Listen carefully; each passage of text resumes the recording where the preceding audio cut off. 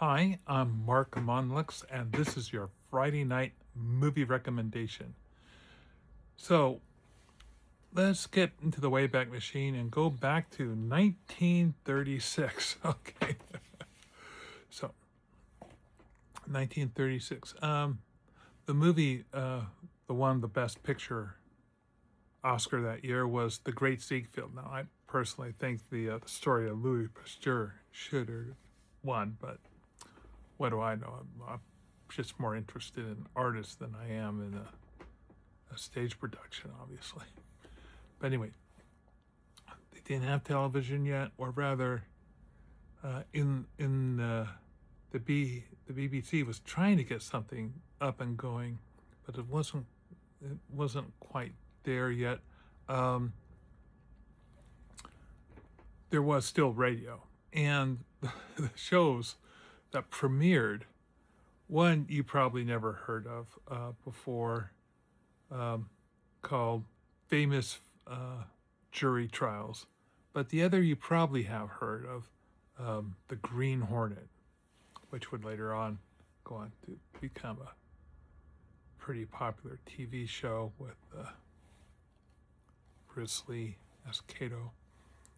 And we also, I kind of enjoyed the Green Hornet movie, but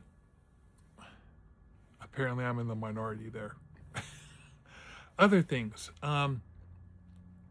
This was also the first year that Billboard magazine started putting out a list called the Hit Parade, which would go on to become the Billboard Top 100. And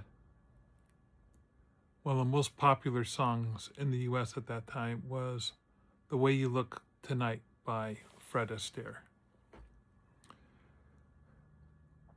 Other things, historically wise, give you an idea of what was happening. The first fully functional helicopter was made. It's called the Focke-Wulf FW-61. So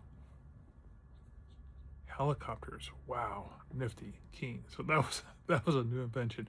Also brand new, the Phillips head screw, invented to make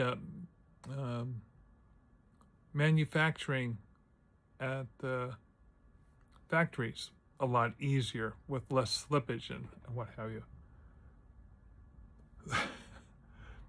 Another thing that was patented that year was stereo, a way to record stereo sound. These are all things we take way for granted now, but you know, they had to be invented at some point in time. Also, very popular was the people's car. This was when the Volkswagen rolled out of production. It's also 1936 was also when the Olympics were held in Berlin, and Jesse Owens would go there and win 4 gold medals. It was also the start of the Spanish Civil War. And if you're thinking, some of the things he mentioned about I think, isn't that when, doesn't that involve Nazis? Well, yeah, there were Nazis forming at this time. Hitler was in power, and things. They'd also broken at least one treaty by then. But World War II had not actually started. But the danger signs were all there. And that's one of the reasons why this movie that we're going to talk about is so relevant, was very relevant at the time. Things to Come, which was based on H.G. Wells' The Shape of Things to Come. Fantastic sci-fi book, which I read when I was a kid, just ate it up. I was into anything H.G. Wells. So This movie covers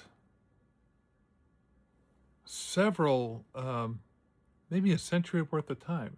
It goes over, it kind of wants to start up in 1940, and it gives an idea of a future starting at 1940, what would happen given certain events. Thus the words, things to come. This is an idea of what might happen in the future. It predicts aerial bombardment. It predicts large single-wing aircraft. It predicted so much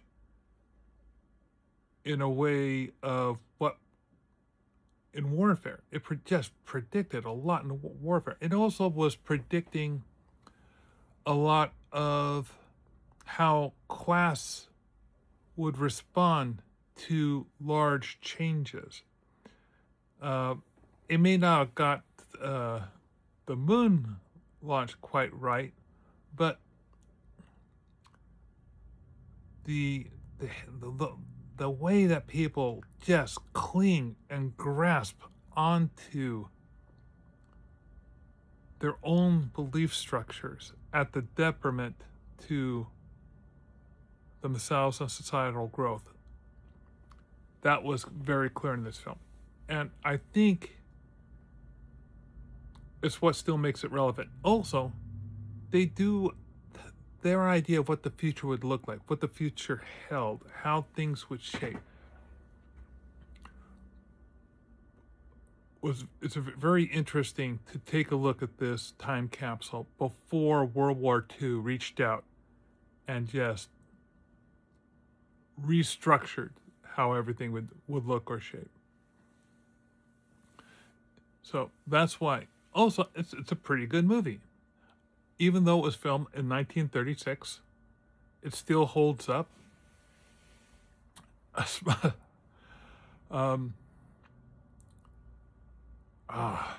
Great sci-fi film. I highly suggest you watch it. Now, they use H.G. Wells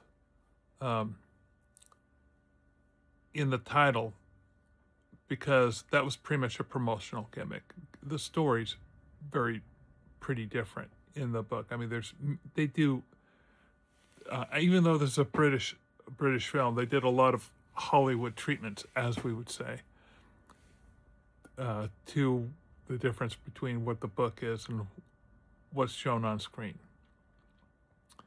Still, I think they did a pretty fun job. So, if you want to have some fun, check out this movie. Influenced a lot of the look we would see later on in sci-fi, and a lot of people, little bits are homaged here and there. Some of it was dated within moments, but a lot of it just good fun. Anyway, I enjoyed watching this when I first saw it, and I enjoyed watching it when I watched it again last year, because it is one of those films I like to go back to every few years to watch again. So, my recommendation for your Friday night viewing, old classic sci-fi gem, 1936's Things to Come. Now, I really hope that you enjoyed this, and if you did, like my movie recommendations and the way I present it, that please follow, like, share, do all the things. Check out the comments and leave a comment. I would love to hear your recommendations on old films from the 30s as well, especially the sci-fi and the horror and the cult stuff.